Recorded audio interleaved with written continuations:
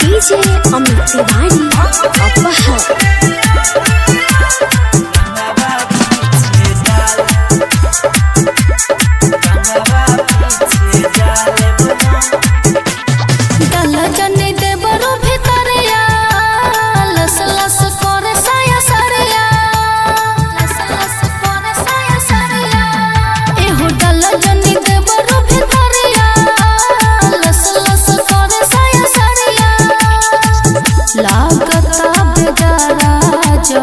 भीतर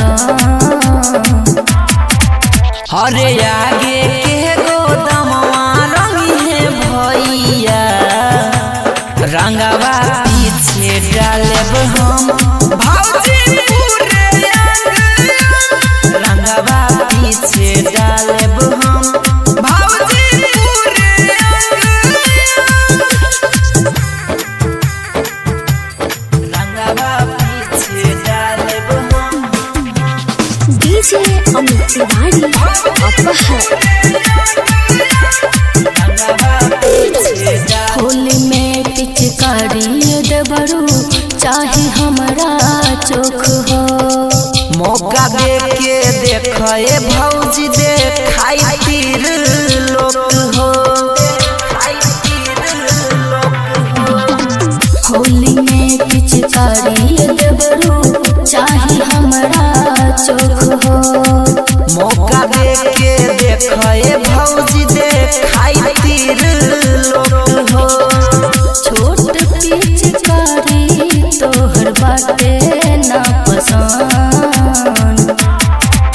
हरे आगे के गोदमवा रंग है भैया रंगवा पीछे डालब हम भौजी पूरे रंगवा पीछे डालब हम भौजी पूरे रंगवा पीछे डालब हम। डीजे अमित तिवारी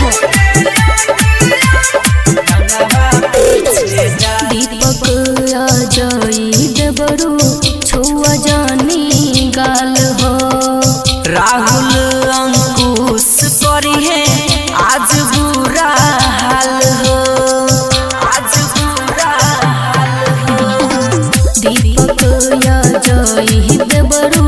छुआ जानी गाल हो राहुल अंकुश करी है आज बुरा हाल हो सबके नाही पैबा करतनी काम